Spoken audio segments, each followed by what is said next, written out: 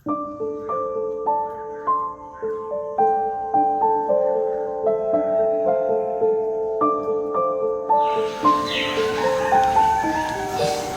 ഇവിടെ ഇരിക്കണ്ടായിരുന്നോ? ഞാൻ റൂമിലൊക്കെ പോയി നോക്കിയപ്പോൾ നിങ്ങളെ കണ്ടില്ല. ഇത് ചായ. ആ, ഇത്ര നേരം റൂമിലുണ്ടായിരുന്നു. ഇപ്പോഴും വന്നിരുന്നിട്ടുള്ളൂ ഇവിടെ. ആ, നിങ്ങൾ ചായ അടിച്ചോളി, ഞാൻ പോട്ടെ. എങ്ങോട്ട് അടിച്ചിട്ട് ധൃതിയിൽ പോണ്? കുറച്ചേരം എൻ്റെ അടുത്ത് വന്നിരിക്ക്. ആ, എന്നാ നിങ്ങൾ അറിയാത്ത പോലെ പറയണത്? ഇത് ജോലിക്ക് പോകണ്ടേ? ബസ്സിൽ സമയമായിരുന്നു. ഏത് നേരം എനിക്ക് സമയമില്ല. എൻ്റെ ഒരു ജോലിയും ഒരു ബസ്സും. ഇനിയിപ്പോൾ നിങ്ങൾക്ക് പറയരുതേ, ഞാൻ കേട്ടില്ലെന്ന് വേണ്ട, എന്നിട്ട് പറയും. ആ, അങ്ങനെ വായോ.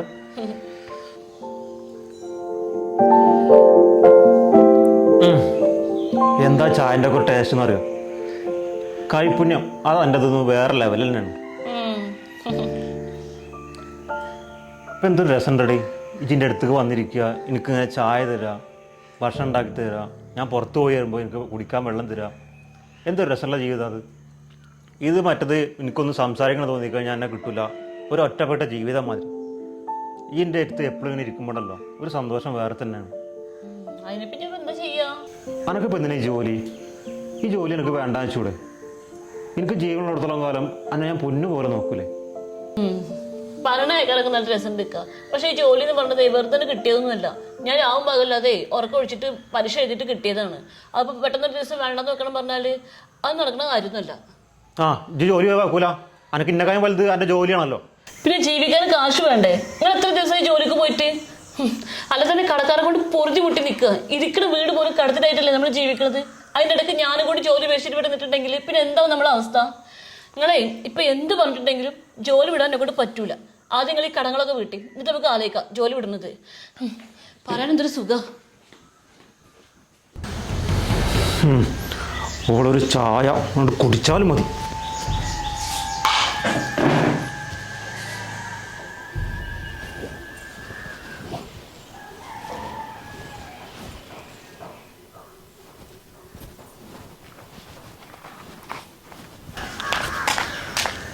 ഡാ ഷാനോ, ആ എടാ ഈ ഡ്രസ്സൊക്കെ മാറ്റിയിട്ട് എവിടെയെങ്കിലും പോകാൻ നിൽക്കണോ? ഹേയ് അല്ലടാ, ഞാനൊന്ന് പുറത്ത് പോയി വരാതിട്ടായിരുന്നു. അല്ലടാ ചങ്ങായേ, ഈ എവിടെ ഇത്ര കാലം? കുറേ കാലം എന്നെ കണ്ടിട്ട്. ഞാനിവിടെ കണ്ടാ ഓരോരോ പ്രശ്നങ്ങളാണ്. തലക്ക് ഭ്രാന്ത് പിടിച്ച് നടക്കുകയാണ്. അതാണ് എന്നോട് കാണാത്തത്. പിന്നെ എടാ എൻ്റെയൊക്കെ പൈസ എന്തെങ്കിലും തിരിക്കാണ്ടാവോ? ആ, ക്യാഷല്ലേ? ഇപ്പം എനിക്ക് എത്ര വേണ്ടി വരാ? എടാ ഒരു 50,000 രൂപയുടെ ആവശ്യമുണ്ടാ. ഞാനൊക്കെ തിരിച്ചു തരും. എനിക്ക് കുറച്ച് പൈസ വരാനുണ്ട്. അത് വന്നാൽ എനിക്ക് ആ സ്പോട്ടിൽ തിരിച്ചു തരും ഞാൻ. 50,000 രൂപയെ? എടാ ചങ്ങായേ, എനിക്ക് ഇപ്പം തന്നെ 2 ലക്ഷം രൂപ തരാനുണ്ട്. ഞാനത് എന്നോട് ചോദിക്കാത്ത എന്തായോ? അനക്കൊരു ബുദ്ധിമുട്ടാവണ്ടല്ലോ വെച്ചിട്ടാണ്. അല്ലാതെ എനിക്ക് കാശിന് ആവശ്യമില്ലായിട്ടൊന്നുമല്ല. ഇനിയിപ്പോൾ ഞാൻ ഒരു 50,000 കൂടി എനിക്ക് തന്നാൽ ഇതൊക്കെ കൂടി എന്നാ എനിക്ക് തന്ന് വീട്ടുക? ആടാ തിരിച്ചു തരാം. ഞാനോട് പറഞ്ഞില്ലേ തിരിച്ചു തരാമെന്ന്. എനിക്ക് കുറച്ച് കാശ് വരാനുണ്ട്. അത് വന്നാൽ ആ സ്പോട്ടിൽ എനിക്ക് തിരിച്ചു തരും. ഇജ്ജ് പേടിക്കണ്ട. ഇജ്ജ് തരും. നേരെ വണ്ണം നമ്മളൊരു പണിക്ക് പോയാൽ മതിയായിരുന്നു. എടാ ചങ്ങായി, എൻ്റെ ഭാര്യയ്ക്ക് ഒരു സർക്കാർ ജോലി ഇല്ലേ?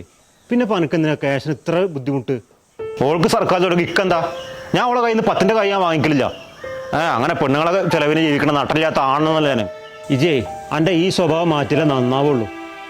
ബാക്കിയുള്ള ഒരു ഭാര്യയ്ക്കൊരു ജോലി ഉണ്ടെങ്കിൽ കുറച്ച് ഭാരം ഒഴിഞ്ഞ് കിട്ടുമല്ലോ സമാധാനിച്ചിരിക്കുകയാണ്. അപ്പോഴാണ് ഓൻ്റെ ഒരു എൻ്റെ ഉപദേശം കേൾക്കാൻ വന്നല്ലേ ഞാൻ.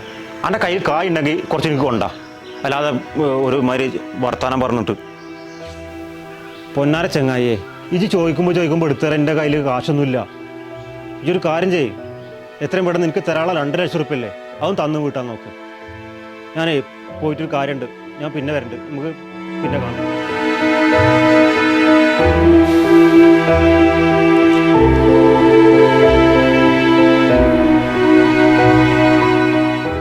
എന്താ അപ്പോൾ എനിക്കിപ്പോൾ ഞാൻ പൈസ ചോദിച്ചാൽ എത്ര വലിയ നെകളിപ്പ്.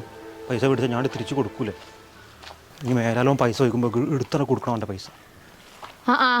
എന്താ ഈ നേരത്ത്? പണിക്കൊന്നും പോയിട്ടില്ലെന്ന്? ഞാൻ പണിക്കൊന്നും പോയിട്ടില്ല. ആ, ഇജ്ജ് പണിക്ക് പോണ്ട. തിന്നാൻ നേരത്തെ ഇങ്ങോട്ട് വായോ, എനിക്കാണേ മണ്ണുട്ടി തരാം തിന്നാന്. എടാ റഷീദേ, ഇന്നും വന്നിന്നു ഇജ്ജ് പൈസ കൊടുക്കാനുള്ള ആൾക്കാര്. ഓരോടൊക്കെ ഉത്തരം പറഞ്ഞ് മലങ്ങിയിക്കണ്. ഇജ്ജ് വീടിന്റെ ആധാരം പണയം വെച്ചില്ലേ? ഇനി അത് വല്ല ജപ്തിക്കും വന്നിട്ട് ഇനിയിപ്പോ മനുഷ്യന്മാരെ വല്ല കടത്തുമ്പോ കിടന്ന് ഉറങ്ങേണ്ടി വരുമോ? പേരന്റെ ആധാരേ ഞാനാണ് പണയം വെച്ചിട്ടുണ്ടെങ്കിലേ അത് എടുക്കാൻ എനിക്കറിയാം. നിങ്ങൾ കിടന്നിങ്ങനെ തുള്ളണ്ട. ആ അതെ, ഞാൻ തുള്ളണ അപ്പൊ കുഴപ്പം. ഞാൻ തുള്ളണില്ല. എടാ ഇന്ന് തന്നെ വീട്ടുകളിൽ അരി സാധനങ്ങളൊക്കെ സുമിയാ മേടിച്ചത്. അത് വല്ല അനക്കറിയുണ്ടോ? തിന്നാൻ നേരത്തിന് കേറി വന്നാ പോരെ? ഓളോട് ഞാൻ പറഞ്ഞില്ലേ വീട്ടിലുള്ള സാധനങ്ങൾ വാങ്ങരുതെന്നുള്ളത്. വീട്ടിലുള്ള സാധനങ്ങൾ ഞാൻ വാങ്ങിക്കൊണ്ടില്ലേ. ആ അതെ. മേലാളോട് ഈ വീട്ടിലുള്ള സാധനത്തിൽ വാങ്ങാൻ പൈസ ചെലവാക്കരുത്. എന്നിട്ടോ ഇച്ചു കൊണ്ടുവരാ പൈസ? നേരത്തെ പോയ പണിക്കും പോവൂല. പണിക്കൊന്നും പോലെ നെഗളിപ്പേര് കുറവില്ല എനിക്ക്. ഞങ്ങൾ ഇങ്ങനെ ഇജ്ജ് പൈസ കൊണ്ട് കാത്തിരിക്കണോ? ആ അപ്പൊ നിങ്ങൾക്ക് ഓളം മതില്ലേ? മടുത്തുക്കണ എനിക്ക്. നാട്ടുകാരെ മുഴുവൻ പറയുന്നുണ്ട് ഭാര്യക്ക് സർക്കാർ ജോലിയുള്ളതുകൊണ്ട് ഇപ്പൊ എനിക്ക് സുഖമായില്ലോ. എനിക്ക് എന്ത് സുഖമാണ്? ഓൾഡ് പറ്റ ഓളെ ജോലിയാ നിർത്തുന്നേ. അതെ ജയ് ഓളെ ജോലിയാണ് നിർത്തേ. എന്നിട്ടോ എന്നിട്ട് എന്താ കാട്ടാ കണക്കണിച്ച്? ഞാൻ കൊണ്ടുവരാൻ എന്താണോ അത് തിന്നാ മതി ഓള്. അതിന് ഇജ്ജ് എന്താ കൊണ്ടുവരുന്നത്? വല്ല പണിക്ക് പോയാലും എന്തെങ്കിലും കൊണ്ടുവരാ? ആ ഞാൻ ഒന്നും കൊണ്ടുവരില്ലല്ലേ. ആ ഇപ്പൊ നിങ്ങള് ഓളെ സൈഡാണല്ലേ. മതി മതിയായി എനിക്ക്. അതെ ഞാൻ ഇവിടുന്ന് ഇറങ്ങിത്തരാം. അപ്പൊ നിങ്ങൾക്ക് സമാധാനാവല്ലോ നിങ്ങൾക്ക്. ആ എന്ത് പറഞ്ഞാലും ഓന്റെ ഇറങ്ങിപ്പോക്ക്. എന്നാ ചേട്ടു പോ. കൊറേ കാലല്ലേ പറച്ചിൽ തുടങ്ങിയിട്ട്. അപ്പൊ നിങ്ങൾക്ക് ഞാൻ ഈ വീട്ടിൽ നിന്ന് ഇറങ്ങിത്തരാൻ വേണ്ടി കാത്തിക്കായിരുന്നു.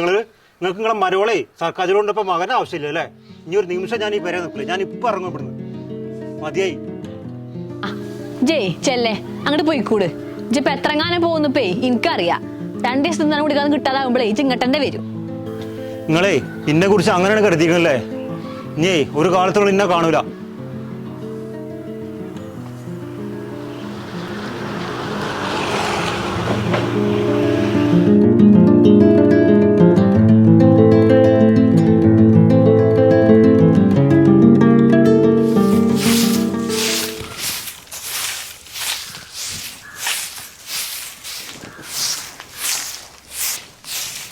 മോളെനിക്ക് ജോലിക്ക് കൊണ്ട് ഇപ്പോഴും അടിച്ചു വരിക?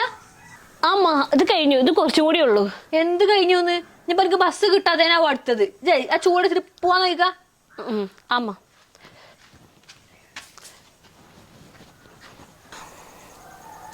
ഓ 2 ദിവസം ഒരു മഴ പെയ്തപ്പോഴേ ചൂടിനൊക്കെ ഒരാക്കുണ്ട്. അല്ലെങ്കിൽ ഇപ്പൊ എന്തേന്ന് ആ ചൂടോണ്ടൊക്കെ മനുഷ്യന്മാരെ കിടന്ന് ഇങ്ങനെ വേവ് ചെയ്യുന്നു. എന്താ പറയാത്ത നിങ്ങൾ ഒറ്റക്കൊന്ന് വർത്താനം പറഞ്ഞു. നിങ്ങൾക്ക് അത്തുമുത്ത് പോയാ? അത്തുമുത്തു എന്റെ കെട്ടിയൊക്കെ കാര്യം. ഞാൻ ഇവിടെ 2 ദിവസം മഴ പെയ്തപ്പോ നല്ലൊരാക്കുണ്ട് പറഞ്ഞു തരുന്നു. അല്ലെങ്കിൽ എന്തേന്ന് ചൂടോണ്ട് മനുഷ്യന്മാർ വല്ല പുട്ടും കുറ്റി കിടന്ന് പുഴുങ്ങണ പോലല്ലോ ചൂട്. ആ അതൊക്കെ ശരി തന്നെയാണ്. പക്ഷേങ്കിലേ 2 ദിവസം കൂടെ നല്ല വെയിൽ കിട്ടുകയാണെങ്കിൽ എൻ്റെ കൊപ്പറം തുടങ്ങി കിട്ടിയിരുന്നു. എന്നിട്ട് മതിയായിരുന്നു മഴ പെയ്യല്. എൻ്റെ ഒരു കൊപ്ര ഇവിടെ 2 ദിവസം മഴ എങ്ങാനും പെയ്യാതിരുന്നെങ്കിൽ ദുരിയാവ് മൊത്തം കൊപ്രായിരുന്നു. എൻ്റെ ഇപ്പൊ കുറച്ച് കൊപ്ര കേട് തന്നെ അല്ലേ. ഇപ്പൊ വിഷയാക്കാൻ നിൽക്കണ്ട. കൊപ്രയുടെ കാര്യം പറഞ്ഞിട്ട് ഞാൻ പറയാൻ വന്ന കാര്യം പറഞ്ഞു. ഞാൻ നിങ്ങളെ മരുവൾക്കേ മറ്റാ കാര്യമായിട്ട് വന്നതാ. ആ ചെക്കൻ കുറേ കാലമായി എൻ്റെ പിന്നാലെ അടക്കം തുടങ്ങിയിട്ട്. നമുക്ക് അതൊന്ന് നടത്തി കൊടുക്കല്ലേ. അതിപ്പോ ഞാൻ എന്നോട് അന്ന് തന്നെ പറഞ്ഞതല്ലേ ഓൾക്ക് ഈ കാര്യത്തിൽ താല്പര്യമില്ല എന്നുള്ളത്. അതൊക്കെ എനിക്കും അറിയാന്നു. എന്നാലും നിങ്ങൾക്കില്ലൊരു കടമ. 10 കൊല്ലമായില്ല നിങ്ങളെ മോൻ പോയിട്ട്. ആ കുട്ടിക്ക് ഈ പെര നോക്കി ഇങ്ങനെ ജീവിച്ചാൽ മതിയോ? കയറി വന്നാൽ 10-35 വയസ്സുണ്ടാവുക കുട്ടിക്ക്. അതിനും വേണ്ട ഒരു ജീവിതം. അതിനിപ്പോ ഞാൻ ഇപ്പൊ എന്താ കാട്ടുക? ഓളും വേണ്ട സമ്മതിക്കുക. നിങ്ങൾ പറഞ്ഞ് സമ്മതിപ്പിക്കണം. അതിന് സ്വന്തം ബന്ധമായിട്ട് നിങ്ങൾ മാത്രമല്ലേ ഉള്ളൂ. ആകെ ഉണ്ടായിരുന്നത് ഇപ്പോഴാണ്. പാവം അത് മരിച്ചുപോയി. പിന്നെ ഓളോ ആങ്ങളാ തിരിഞ്ഞു നോക്കുമോ? ഇനിയിപ്പോൾ നിങ്ങളും കൂടി ആയിക്കഴിഞ്ഞാൽ ആ കുട്ടിയുടെ സ്ഥിതി എന്തായിരിക്കും? അതൊക്കെ ശരി തന്നെയാണ്. പക്ഷെ ഓള് കരുതുന്ന പോലെ ഞാനും വിചാരിക്കുന്നുണ്ട് എന്റെ കുട്ടി തിരിച്ചു വരുന്ന്. അങ്ങനെ ഓൻ വരുന്ന സമയത്തെ ഞാനെങ്ങാനും ഓളെ കെട്ടിച്ചു എന്ന് പറഞ്ഞാല് എന്റെ കുട്ടികൾ സഹിക്കുവോ? എന്നെ കൊണ്ട് പറ്റൂല. 10 കൊല്ലമായി നിങ്ങളെ മോൻ പോയിട്ട് ഒരു കത്തെങ്കിലും നിങ്ങൾക്ക് അയച്ചിക്കണോ? അങ്ങനത്തെ ഓനാണ് നിങ്ങൾ തിരിച്ചു വരുന്നു പറഞ്ഞല്ലേ. നിങ്ങളെ കാര്യം കാണാൻ വേണ്ടിയിട്ടേ ആ പെൺകുട്ടിയുടെ ജീവിതം അങ്ങനെ നശിപ്പിച്ചോളി. ഞാൻ ഒന്നും പറഞ്ഞില്ല.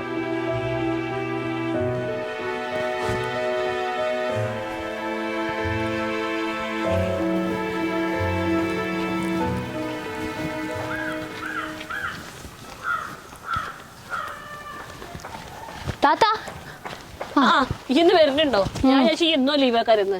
ആ ഇനി സ്കൂൾക്ക് എങ്ങാനും മുടങ്ങിയാലേ +2 പൊട്ടും. +2 പൊട്ടിയ വാപ്പനെ പിടിച്ച് കെട്ടിക്കുന്ന അറിഞ്ഞിക്കണത്. അത് പേടിച്ചിട്ട് പോന്നാണ്. അല്ല അപ്പൊ വീട്ടിലിരിക്കണ സുഖമൊക്കെ ഇപ്പൊ സ്കൂൾക്ക് വന്നാൽ കിട്ടുമോ?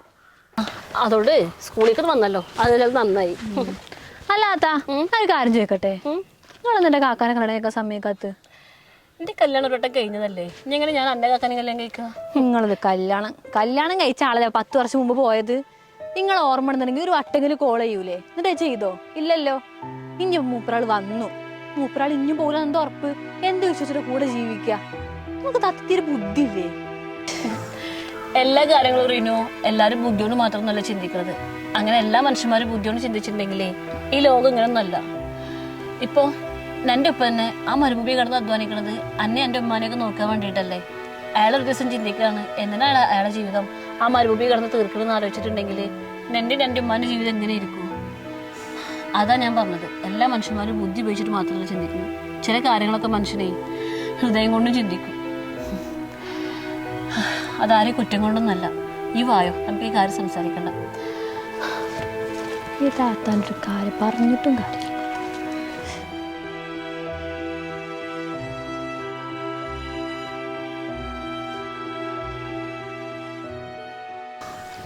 ആ ഉമ്മ എന്താന്ന് പതിവില്ലാതെ എന്നെ കാത്തിക്കണത്?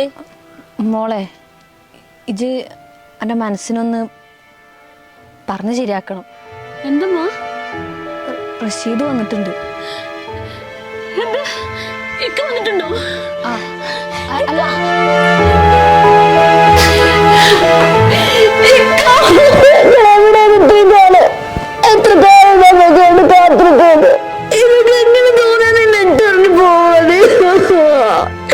എനിക്ക് ഞാൻ ജോലിക്ക് പോണില്ലെങ്കിൽ ഞാൻ എങ്ങോട്ട് പോണില്ല. എനിക്ക് പോവാതിരുന്ന മതി. എന്താണെന്ന് പറയും. അതൊക്കെ ഞാൻ പറയാം, ഇതൊന്ന് സമാധാനപ്പെടും. ഇപ്പാ ഇതാരപ്പാ? ഇത് എൻ്റെ ഭാര്യയും കുട്ടിയാണ്.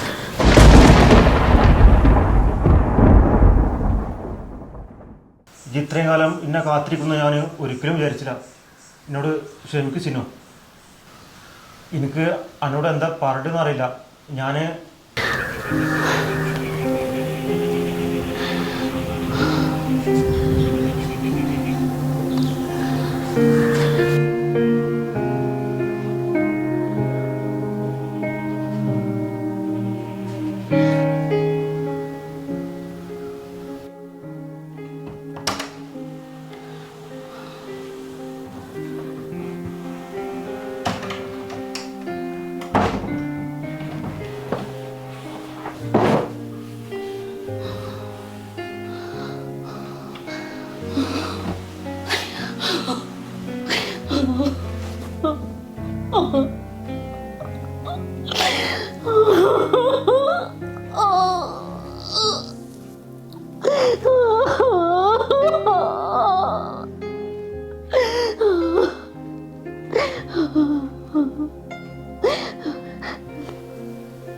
അല്ലമ്മ, ഞാനത് അങ്ങനെ ഒന്നും.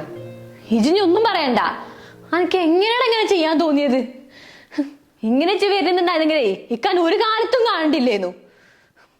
ഞാൻ ആ പെണ്ണ് എന്ത് പറഞ്ഞ് സമാധാനിപ്പിക്കും? 10 കൊല്ലം എനിക്ക് എൻ്റെ കുട്ടി കാത്തുന്നത്. അതിനോട് ഞാൻ എന്താ പറയുന്നേ? അങ്ങനെ സംഭവിച്ചു പോയതമ്മ, ഒന്നും മനഃപൂർവ്വമല്ല. അന്ന് ഇവിടുന്ന് പോകുമ്പോൾ ഈ നാട്ടിൽ നിന്ന് എങ്ങോട്ടെങ്കിലും പോയാൽ മതി എന്നായിരുന്നു എൻ്റെ മനസ്സിൽ. അങ്ങനെയൊക്കെ ഞാൻ എത്തിപ്പെട്ടത് ബോംബെയിലാണ്. ബസ് നടന്നിരിക്കുന്ന എനിക്ക് അന്ന് വെള്ളവും ഭക്ഷണമൊക്കെ തന്നത് ഇവിടെ അപ്പായിരുന്നു. പിന്നെ കുറേ കാലം ഇവിടെ പഴം കൂടി ഇവിടെ ഇപ്പം മരിക്കണ വരെ. ഇവിടെ നിന്ന് അങ്ങോട്ട് പോകുമ്പോൾ എന്തെങ്കിലും ഒരിക്കൽ തിരിച്ച് വരണം തന്നെയായിരുന്നു എൻ്റെ മനസ്സിൽ. കൊല്ലങ്ങൾ കഴിഞ്ഞപ്പോൾ പിന്നെ ഇങ്ങോട്ട് വരാൻ പേടിയായി. അത് മാത്രമല്ല അമ്മ, ഇവിടെ ഇപ്പം മരിക്കുമ്പോൾ എന്നോടൊരു കാര്യം ആവശ്യപ്പെട്ടിട്ടുള്ളൂ. മിണ്ടാൻ കഴിയാത്ത ഇവിടെ ഞാൻ സ്വീകരിക്കണമെന്ന്. അന്ന് എനിക്കങ്ങനെ ചെയ്യേണ്ടി വന്നു. അന്ന് എനിക്ക് തെറ്റായി തോന്നില്ല. പിന്നെ അത് മാത്രമല്ല അമ്മ, എനിക്കറിയില്ലല്ലോ ഇവിടെ എന്നെ കാത്തിരിക്കേണ്ടതുള്ളത്. പിന്നെ എന്തിനാണ് ഇപ്പൊ ഇങ്ങോട്ട് വന്നത്? അന്നമ്മ ചത്തോന്നറിയാനോ? എനിക്ക് അവിടുന്ന് ഒരു ആക്സിഡന്റ് ഉണ്ടായി. പിന്നെ എനിക്ക് തോന്നിയത് എനിക്ക് അവിടെ എന്തെങ്കിലും സംഭവിച്ചു കഴിഞ്ഞാൽ ഇവൾക്കും എൻ്റെ കുട്ടിക്കും ആരുണ്ടാവുമല്ലോ, അവർ അനാഥരായി പോകില്ലേ. അതുകൊണ്ടാണ് ഞാൻ ഇനിയൊന്നും പറയണ്ട, എന്നിട്ട് വർത്താനം കേൾക്കണ്ട. ഇജി പോണ സമയത്തെ എനിക്ക് എത്ര കടലുണ്ടാക്കിച്ച് പോയിന്നറിയോ? അതൊക്കെ വീട്ടിൽ പോലെ ഒറ്റക്ക് നിന്നിട്ടാണ്. ആ ഇജ് എങ്ങനെ തിരിച്ചു കൂട്ടുന്നാ പറയണത്? കടങ്ങളോട് വീട്ടിട്ടുണ്ടെങ്കിൽ അത് തിരിച്ചു കൊടുക്കാനുള്ള പൈസ എൻ്റെ കയ്യിലുണ്ട്. അത് ഞാൻ ഏത് സമയത്തും തിരിച്ചു കൊടുക്കാൻ തയ്യാറാണ്. ജയ് കൂടുതൽ വർത്താനം പറയാൻ നിൽക്കണ്ട. ഓക്കേ, എന്നിട്ട് വർത്താനം കേൾക്കും വേണ്ട. ഇജെന്താ മോനെ വിചാരിച്ചത്? പൈസ കൊടുത്താൽ തീരാവുന്ന കടങ്ങളാണ് എനിക്ക് ഉള്ളതെന്നോ? പൈസ കൊടുത്താലും തീരാത്ത കുറെ കടങ്ങളുണ്ട് എനിക്ക്. അത് മറക്കണ്ട. അതൊക്കെ മനുഷ്യന്മാർക്കേ മനസ്സിലാവുള്ളൂ. എന്നാ മോളെ, ഇജ്ജ് പറഞ്ഞ പൈസ ആകപ്പാടുണ്ടായിരുന്നത് എൻ്റെ പേരിലുള്ള ഒരു സ്ഥലമാണ്. നേരം പോലെ കൊടുക്കുകയാണെങ്കിൽ സെൻറ്റിന് 4-5 ലക്ഷം റുപ്യ കൊടുക്കായിരുന്നു. ഇപ്പം ഇങ്ങനെ ധൃതി പിടിച്ച കാരണമാണ് ഈ ചില്ലറ പൈസ കൊടുക്കേണ്ടി വന്നത്. ഇപ്പൊ ഇപ്പോഴെങ്കിലും ആ പൈസ അടച്ചിട്ടില്ല എന്നുണ്ടെങ്കിൽ ആ വീടിന്റെ ചെത്തി നടക്കും. ഇപ്പൊ ഈ സ്ഥലമല്ലല്ലോ ഇപ്പൊ വലുത്. ആ വീടിന്റെ ചെത്തി എങ്ങനെയും ഒഴിയണ്ടേ, അതാണ്. ഓൻ ഉണ്ടാക്കി വെച്ച കടം വീട്ടാൻ വേണ്ടിയിട്ട് എൻ്റെ കയ്യിലുള്ള സമ്പാദ്യം ചിലവാക്കിയിട്ട് എന്താ കുട്ടിയെ കാര്യം? എന്താ കുഞ്ഞ് എൻ്റെ ഭാവി? ഓൻ ഏതെങ്കിലും കാലത്ത് തിരിച്ചു വരുമോ? അല്ലെങ്കിലും അന്നിട്ടെറിഞ്ഞു പോയവനെ എന്ത് വിശ്വസിച്ചിട്ടാണ് കുട്ടിക്ക് കാത്തിരിക്കണത്? 5-6 കൊല്ലം സ്നേഹിച്ചിട്ട് കല്യാണം കഴിച്ചതല്ലേ ഇപ്പൊ ഞങ്ങള്. ഓലിന്നെ ഇട്ടെറിഞ്ഞു പോയിന്ന് വിചാരിച്ചിട്ട് ഇക്കതിന് പറ്റണ്ടേ? ഓല് പോയിട്ടുണ്ടെങ്കിലേ അതിലെന്തെങ്കിലും കാര്യം ഉണ്ടാവും. ഓല് തിരിച്ചു വരും. ഓലിക്കിന്നെ അങ്ങനെയൊന്നും മറക്കാൻ പറ്റൂല.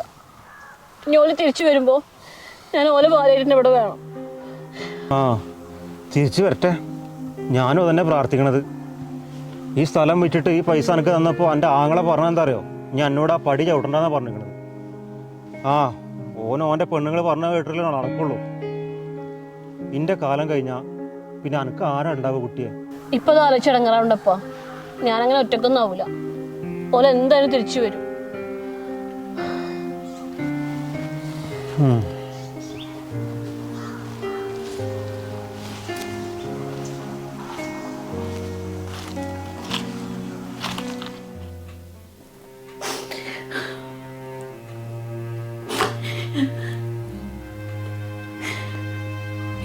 ഇപ്പൊ പറഞ്ഞ പോലെ തന്നെ ആയിപ്പോ എന്റെ മകളുടെ ജീവിതത്തിൽ ഒറ്റപ്പെട്ടു.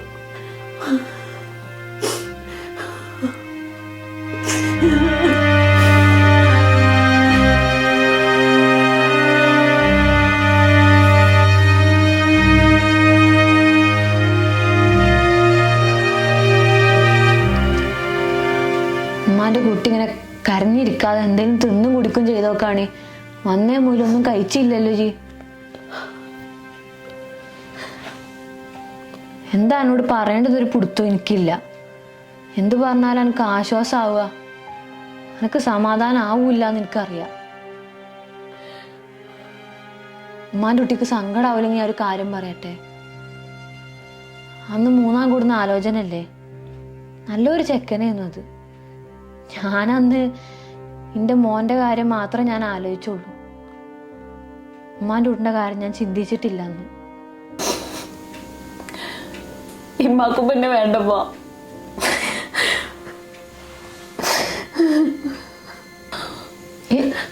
എന്റെ കുട്ടിക്ക് വേണ്ടാതാവേ? എന്താ മോളെ ജി പറയണത്? അല്ല, എന്താ കുട്ടിയെ ഞാൻ പറയാ? എനിക്ക് ഓനെ കൊല്ലാൻ പറ്റുമോ? എന്റെ മോനായി പോയില്ലേ? ഓ, ഇങ്ങനെ വരണമെന്നുണ്ടായിരുന്നെങ്കിൽ ഈ ജന്മത്തോ വരണ്ടില്ലേന്നു അച്ഛന്മാരടങ്ങാറാക്കാൻ വേണ്ടിയിട്ട്. എൻ്റെ കുട്ടിക്കേ ഇഷ്ടമല്ലാത്ത ആരും പെരെ നിൽക്കണ്ട, ഞാൻ സമ്മതിക്കൂല്ലായിരുന്നു. പക്ഷെങ്കില് ആ കുഞ്ഞു പൈതലിന്റെ മോൻ കണ്ടപ്പോക്ക് ഓൻ്റെ മരിച്ചു പോയപ്പോൾ എൻ്റെ മുന്നിൽ വന്ന് നിൽക്കണ പോലെ തോന്നിയത്. അവനാണ് എനിക്കൊന്നും പറയാനും പറ്റിയില്ല. അപ്പോൾ എന്നാലും സാരല്ല, എൻ്റെ കുട്ടിക്ക് ഇഷ്ടമല്ലാത്ത ആരുവേ ഈ പെരെ നിൽക്കണ്ട.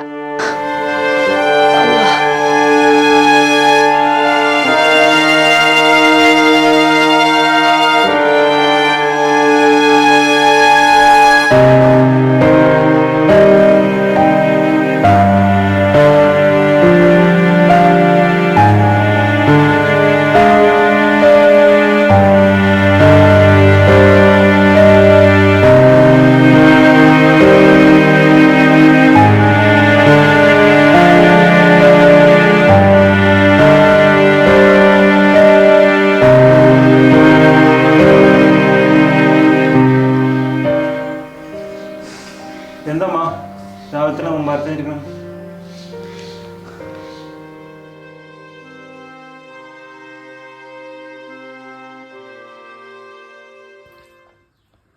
പ്രിയപ്പെട്ട എൻ്റെ ഉമ്മാക്ക് ഞാൻ പോകുന്നു. ഇത്രയും കാലം എന്നെ സ്നേഹിച്ചതിന് ഞാൻ എന്നും ഉമ്മയോട് കടപ്പെട്ടിരിക്കും. നേരിൽ കണ്ട് ഞാൻ യാത്ര പറഞ്ഞു പോകാത്തത് എൻ്റെ ഉമ്മാൻ്റെ മുഖത്തുള്ള സങ്കടം ഇനി എനിക്ക് കാണാൻ കഴിയാത്തത് കൊണ്ടാണ്.